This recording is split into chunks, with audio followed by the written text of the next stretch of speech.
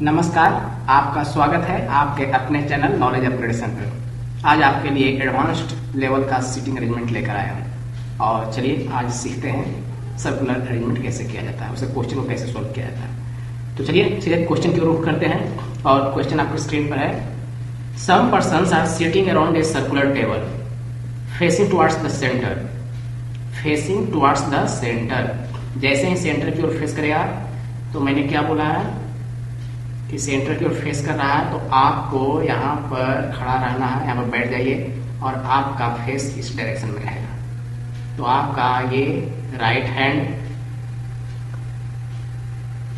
क्या हो जाएगा, इस सर्कल के लिए राइट हो जाएगा और आपका लेफ्ट हैंड सर्कल के लिए लेफ्ट हो जाएगा, ये लेफ्ट हो जाएगा। मतलब राइट डायरेक्शन कुछ इस ढंग से चलेगा और लेफ्ट डायरेक्शन इस ढंग से चलेगा। ये हो गया। Each of this person has a different income greater than 11 lakh but less than 20 lakhs. Only one seat was vacant. Anu's income is in multiple of 5 but is not the highest. There are 2 seats between Jaya and Rith. Anu sits opposite to Faiz but neither of them are sitting adjacent to Jaya. None of seats adjacent to Anuj is vacant. The one whose income is 19 lakhs is sitting on the seat which is to the immediate right of Parish's seat. Its income is in perfect square. Jaya's income is in even number. Parish sits on the seat which is second to the right of one whose income is 13 lakhs. The income of person sitting adjacent to vacant seat is just next number of income the person sitting adjacent to them. The number of persons between Rith and them are same as the number of persons between Anuj and Mara. और उसके बाद हमारे पास कुछ questions हैं।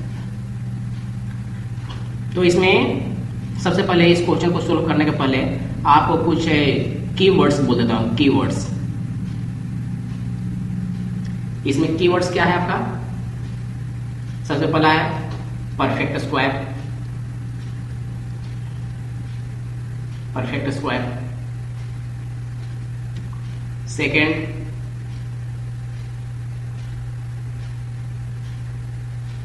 Number of persons between 11 to 20। मतलब क्या हो गया? 12, 13, 14, 15, 16, 17, 18 एंड 19।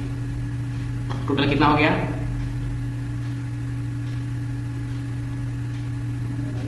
8। टोटल हो गया आपका 8%। इसका मतलब ये क्वेश्चन में कहीं दिया हुआ नहीं है कि कितने पर्सन है, लेकिन हमारे पास रेफरेंस दिया हुआ है कि number of persons between 11 to 20। इसका मतलब कि एट मोस्ट अधिक से अधिक 8 पर्सन हो सकता है। चलिए बाकी जो है कि हम लोग क्वेश्चन को सोल्व जब करेंगे तो देखेंगे। तो चलिए सीधे क्वेश्चन को हम लोग क्या करते हैं, अपने हिसाब से इसे पैराग्राफ में, छोटे छोटे पैराग्राफ में बांट लेते हैं, डिवाइड कर लेते हैं और उसका प्रोसीड करते हैं। तो चलिए शुरू करते हैं आज का क्वेश्चन। इस पैराग्राफ से हमें ये पता चलता है कि जो भी पर्सन है, पर्सन्स इनकम जो दिया हुआ है 11 to 20। इसका मतलब है 12, 13, 14, 15, 16, 17, 18, 19। तो टोटल जो है एट मोस्ट कितने पर्सन हो गए? 8%। अभी कंफर्म नहीं है, लेकिन ये हम कह सकते हैं अधिक से अधिक कितना है? 8% इसमें रह सकता है। ठीक है, आगे चलते हैं। नेक्स्ट जो हमारे पास ये दिया हुआ है, Anuj sits opposite to Faiz but neither of them are sitting adjacent to Jaya. Anuj sits opposite to Faiz, इसका मतलब क्या है? जैसे आप एक सर्कल एज्यूम कीजिए, इसमें 3 आदमी रखिए, 1, 2, 3। तो इसका अपोजिट कोई है ही नहीं, इसका भी अपोजिट कोई है नहीं, इसका भी अपोजिट कोई है नहीं। तो यहां पर दिया इसके अपोजिट में कुछ है, इसका मतलब यह है कि निश्चित रूप से इवन नंबर ऑफ पीपल रहेगा। Even number of people. तभी तो ये संभव है ना। जैसे देखिए 1 2 3 4, देखिए इसका अपोजिट ये है, इसका अपोजिट ये है, इसका अपोजिट ये है, इसका अपोजिट ये है। तो सीट्स अपोजिट, इस क्लू का मतलब, इस इंफॉर्मेशन का मतलब है कि टोटल जो है कि इवन नंबर ऑफ पीपल है। तो इवन नंबर ऑफ पीपल है, इसका मतलब ये हमारे पास अब कंफर्म हो जाता है कि टोटल 8 नंबर ऑफ पीपल ही होंगे। हमारे पास ये क्या हो गया, ये कंफर्म हो गया कि अब हमारे पास क्या है, इवन नंबर है और 8 नंबर ऑफ पीपल ही होंगे। नेक्स्ट चलते हैं। हमारे पास ये दिया हुआ है there are 2 seats between Jaya and Reet. तो चलिए इस पैराग्राफ को और इस पैराग्राफ को कंबाइन कर हम यहाँ पर एक डिजाइन करते हैं, अपना सर्कल का केस डिजाइन करते हैं। हमारे पास 2 केस हो सकता है। पहला केस क्या हो सकता है, पहला केस कुछ इस ढंग से हो सकता है। इसमें क्या होगा, सपोज करते हैं यहाँ पर हमारे तो ये कंफर्म हो चुका है कि 8 पर्सन है, तो पहले 8 लोग को ये प्लेस हम यहाँ पर काट देते हैं। चलिए ये हो गया। अब क्या है हमारे पास कि यहाँ पर जो है फैज या अनुज, फैज या अनुज हो सकता है, यहाँ पर जया हो सकती है। क्यों, क्योंकि क्या लिखा हुआ है, अनुज सिट्स अपोजिट टू फैज। तो यहाँ पर फैज है तो यहाँ पर अनुज होगा, या फिर यहाँ फैज है तो यहाँ पर क्या होगा, अनुज हो जाएगा। अब अनुज वहां पर है तो यहाँ पर फैज हो जाएगा। देखिए दोनों क्या है, दूसरे के अपोजिट है और जया के बगल में है भी नहीं, ये लिख सकते हैं। और दूसरी बात क्या है, जया और रीट के बीच में कितने लोग हैं, 2 लोग हैं। तो जया यहाँ है तो रीट कहाँ आएगी, 1 2, रीट यहाँ आएगा, रीट यहाँ आएगा। इस डायरेक्शन में भी हो सकता है, नहीं भी हो सकता है, देखते हैं। ये केस नंबर 1 हो गया। अब केस नंबर 2, केस नंबर 2 में क्या होगा, इसमें भी 8 पर्सन है हमारे पास।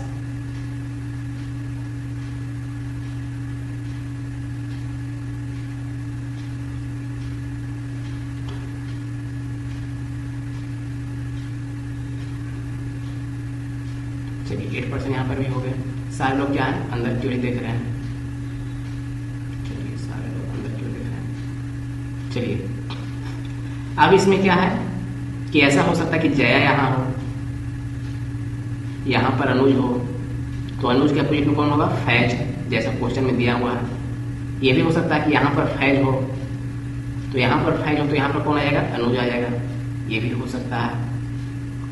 अब बात आती है जया और रीट के बीच में कितने लोग हैं, 2 लोग हैं, तो यहाँ पर आ जाएगा क्या, रीट आ जाएगा। तो हमारे पास ये 2 सिचुएशन बनता है, एक सिचुएशन ये है, एक सिचुएशन हमारे पास ये है।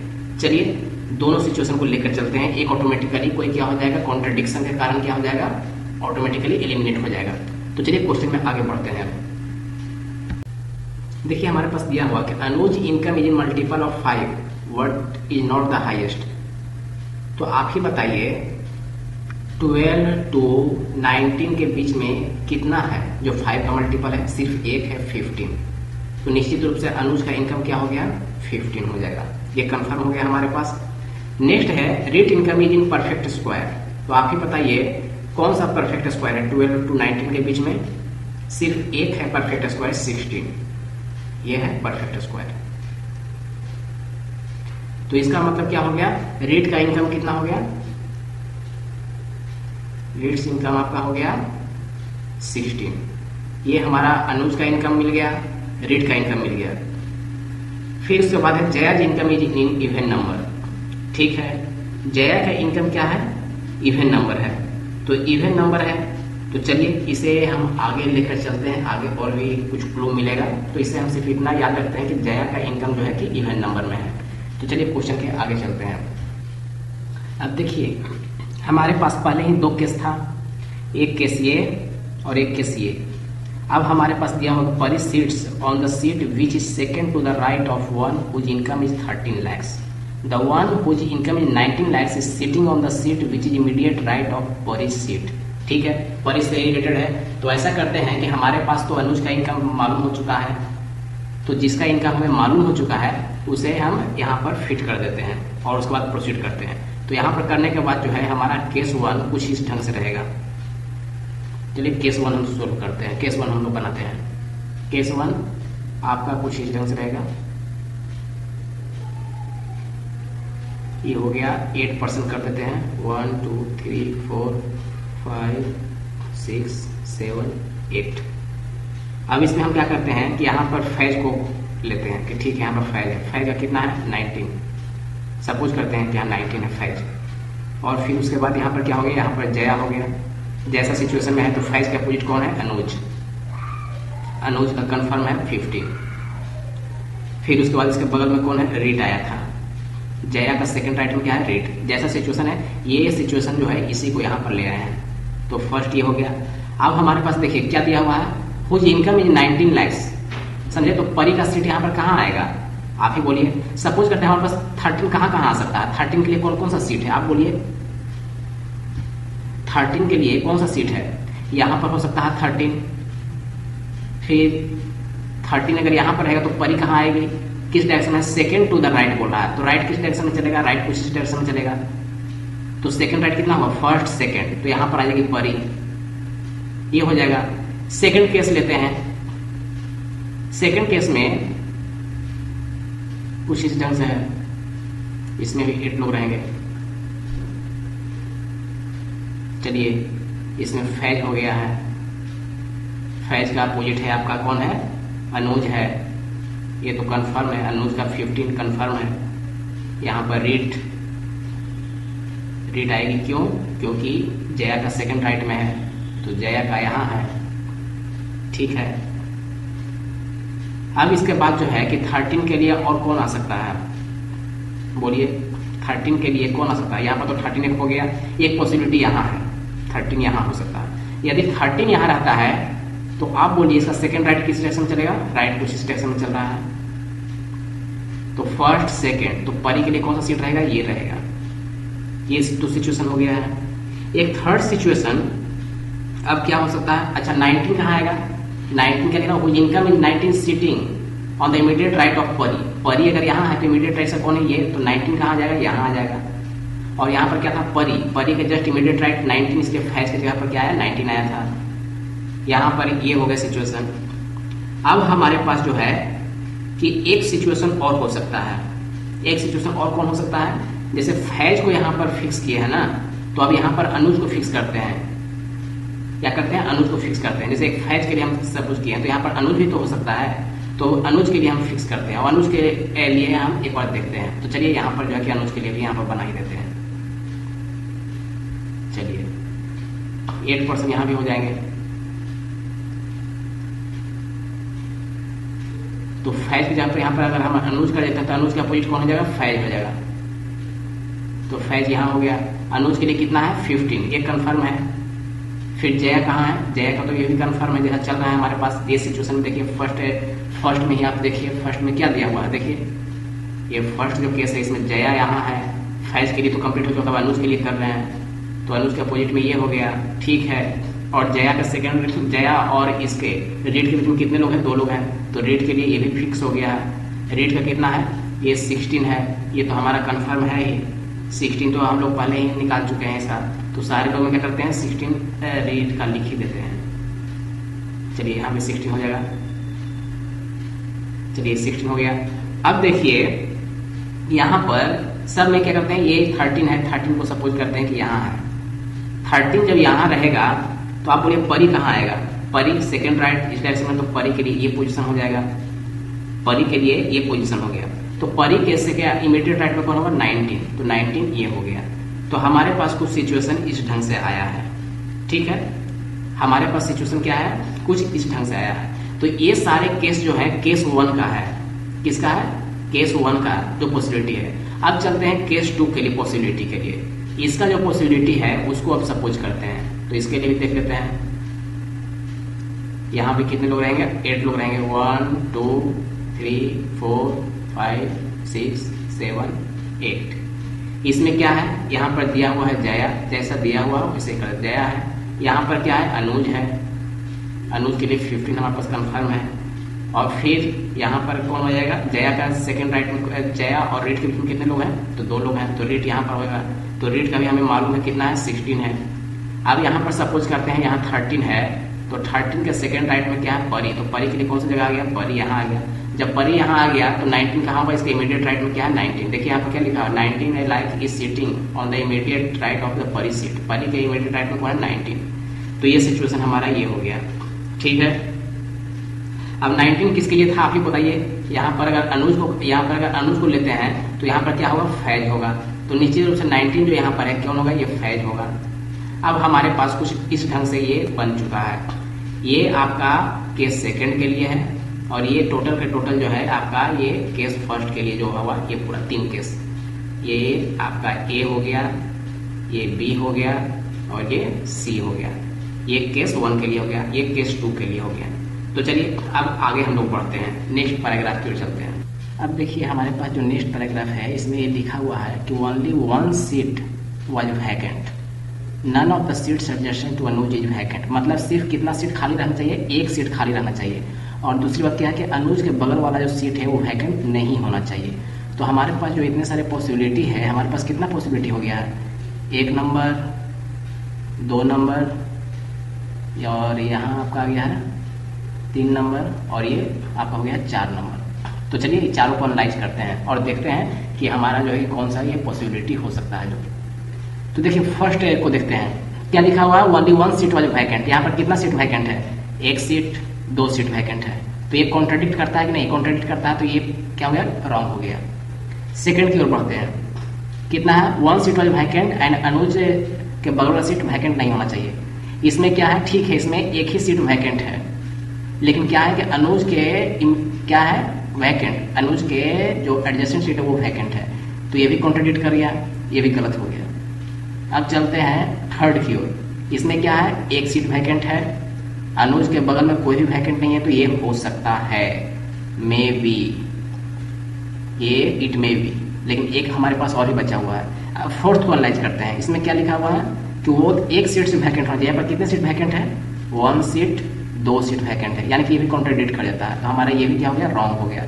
तो हमारे पास जो फाइनल फिगर आया क्या, ये, मतलब कि बाकी सब हमारे जो जंक्शन थे वो गलत साबित हुए, कॉन्ट्राडिक्ट हो गए। ये मैं आपको शुरू में ही बोल रहा था कि आप पॉसिबिलिटी को लेते चलिए, आगे बढ़ते चलिए और अपने आप जो है कि दूसरों को कॉन्ट्राडिक्ट करके सारे लोग क्या होंगे, एलिमिनेट हो जाएगा। तो हमारा फाइनल फिगर क्या हुआ, ये हुआ। अब इसी के बेसिस पर हम क्वेश्चन को आगे बढ़ाएंगे। तो चलिए इसी के बेसिस पर क्वेश्चन को और आगे देखते हैं, पैराग्राफ की ओर चलते हैं। हमारा जो नेक्स्ट पैराग्राफ है ये है कि the income of person sitting adjacent to vacant seat is just next to the number of the person sitting adjacent to them।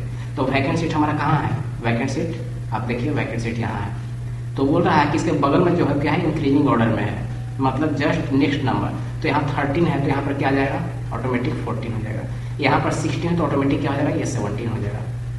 चलिए ये हो गया। नेक्स्ट देखते हैं, the number of person between Reed and Dev are same as between Anuj and Mala. तो हमारे पास क्या है, 2 सिचुएशन है, एक 13 के लिए खाली है, एक 19 के लिए खाली है। तो कहां पर कौन आएगा, रीड और देव। रीड कहाँ है, रीड यहाँ है, तो रीड और देव। तो रीड के बगल में अगर हम इसको देव कर देते हैं और आपका क्या है, अनुज और माला। अनुज यहाँ है तो माला यहाँ हो जाएगा। तो क्या ये संभव है कि नहीं, बोलिए। अनुज और माला के बीच में कितने लोग हैं, 0। रीट और देव के बीच में कितने लोग हैं, 0। तो इस तरह से क्या होगा, the number of persons between Reet and Dev are same as the number of persons between Anuj and Mala. और कोई तो संभव है नहीं। सपोज के लिए यहां पर अगर देव को डालेंगे, यहां पर अगर देव को डालेंगे तो क्या हो जाएगा, और यहां पर अगर माला को डालेंगे तो क्या हो जाएगा, ये भी देख लेते हैं। यहां पर इस माला को डालें तो आप बोलिए रीट और देव के बीच में कितना लोग है, रीट और देव के बीच में, रीत यहाँ है तो देव यहाँ, कितने लोग हैं, 1 2 3, यहाँ पर हो गए 3 लोग। फिर अनुज और माला के बीच में कितने लोग हैं, सिर्फ 1 लोग है। तो ये संभव है, ये संभव नहीं है, ये गलत हो जाएगा और आपका ये भी गलत हो जाएगा। तो फाइनल फिगर हमारा क्या हुआ, ये हुआ। चलिए इस फाइनल फिगर को जो है कि हम लोग फ्रेश कर लेते हैं और इस पर कुछ क्वेश्चन करते हैं। देखिए इसी फिगर को हमने क्या किया है, इसे फ्रेश फिगर कर दिया है। ये जो हमारा फिगर है इसी फिगर को। अब इसमें ध्यान देने वाली बात ये है कि परी के लिए हमारा कोई इनकम नहीं हुआ है। तो हमारे पास कितना नंबर था, 12 to 19 था। तो 12, 13, 14, 15, 16, 17, 18 एंड 19 ये नंबर था। इसमें ये क्या है, तो वैकेंट हो गया, यहाँ पर कोई है नहीं एक्चुअली, ये वैकेंट सीट है।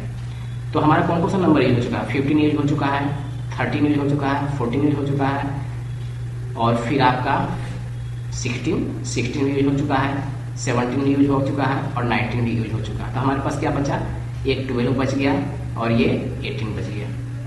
तो परी के लिए कौन सा नंबर होगा, इसके लिए या तो 12 होगा या फिर 18 होगा, दोनों में से कोई एक होगा, क्योंकि यहाँ पर क्या वैकेंट है ये पता नहीं है।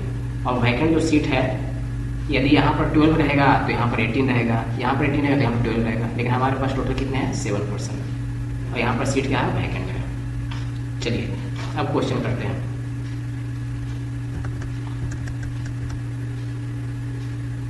हमारा पहला क्वेश्चन है, how many persons are sitting around the circular table. तो आप बताइए कितने लोग जो है कि सर्कुलर टेबल के अथी में है, मतलब सर्कुलर टेबल पर कितने लोग बैठे हैं, आप ही बताइए। सोचिए, आपके सामने यहाँ पर क्वेश्चन दिया है और यहाँ पर देखिए आपका आंसर होगा 7। टोटल कितना है, 7%। यहाँ पर लेकिन लिखना है, यहाँ पर आप लिख सकते हैं, हाउएवर देयर आर 8 सीट्स। कितना सीट है, 8 सीट। 8 सीट है, इसमें क्या है, 1 वैकेंट है। चलिए next question, who among the following is sitting opposite to Mala. Mala के अपोजिट में कौन है, हु अमंग द फॉलोइंग। यहाँ पर एमंग को छोड़ दीजिए, हु अमंग द फॉलोइंग लिखा है, वो सीट से अपोजिट टू माला कर दीजिए। माला के अपोजिट कौन है, आप बताइए। माला के अपोजिट आपका रीट है। What is the income of Pari. परी का कितना इनकम है, परी का इनकम जो है कि हमारे पास कंफर्म नहीं है, चाहे तो 12 हो सकता है या फिर 18 हो सकता है। तो ऐसे में आप क्या लिख सकते हैं कि 12 और 18, क्योंकि यहाँ कंफर्म नहीं है। What is the position of vacant seat with respect to Dev. Dev के रिस्पेक्ट में वैकेंट सीट कहाँ है, तो आप देखिए इधर से क्या है, ये राइट है, और इधर से क्या चलेगा, ये लेफ्ट चलेगा, इधर चलेगा। तो राइट में अगर देखें तो कौन सा पोजीशन है, फर्स्ट, सेकेंड, थर्ड, ये लिख सकते हैं थर्ड राइट, थर्ड राइट लिख सकते हैं। या ऐसे भी आप कर सकते हैं, अगर लेफ्ट से कोई गिनना चाहे तो 1 2 3 4 5, फिफ्थ लेफ्ट। दोनों ऑप्शन सही है, थर्ड राइट भी हो सकता है, फिफ्थ लेफ्ट भी हो सकता है।